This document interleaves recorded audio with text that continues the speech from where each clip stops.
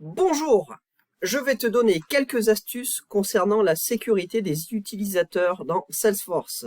Première astuce, assure-toi d'avoir un utilisateur physique pour un compte Salesforce. Je te donne un contre-exemple.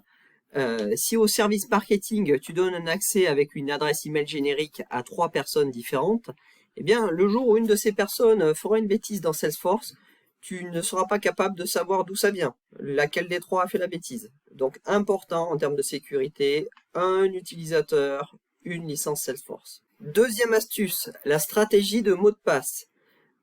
Ici, on peut voir à l'écran que je suis dans le setup et que j'ai tapé Password Policies et je vois la stratégie qui est standard dans Salesforce. N'hésite pas à aller un peu plus loin. Par exemple, au niveau de la complexité du mot de passe, ici on a des caractères numériques, des nombres et des lettres. Eh bien, on peut rajouter des caractères spéciaux si je prends cette option-là. Par ailleurs, important, ça, c'est la stratégie globale, mais elle peut être redéfinie par profil. Je te montre ça.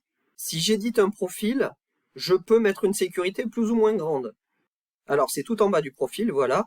Et on a une zone ici, Password Policies, qui va supplanter la stratégie globale.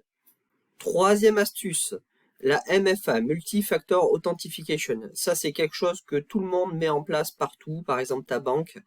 Elle te demande une authentification sur un appareil distinct.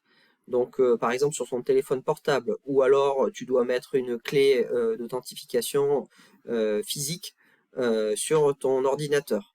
Donc ça permet d'être sûr que un hacker qui aurait récupéré ton mot de passe ne peut pas se connecter parce qu'il aurait besoin d'avoir accès à un deuxième écran.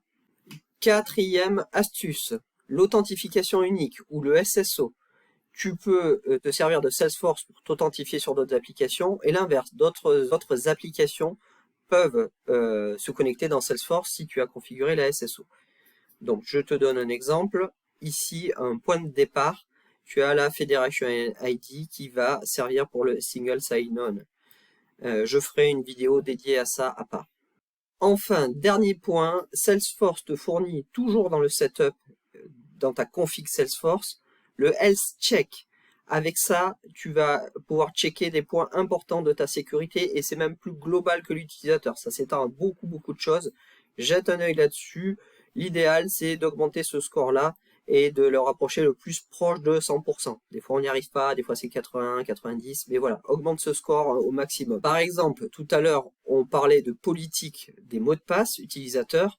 Ici, je vois les valeurs qui me permettent d'avoir une meilleure sécurité. Le nombre de tentatives, ma valeur c'est 10, il faudrait mieux que je la diminue à 3. Si je descends un petit peu, toujours dans les mots de passe, voilà, on a plusieurs informations sur lesquelles on peut travailler. Le nombre de caractères minimum, là je suis à 8, tout va bien. Le nombre de mots de passe dont on se rappelle et qu'il faut changer, pareil, ça va. Ici, on voit que j'ai mis 90 jours, et on peut diminuer cette valeur à 30 jours, etc., etc.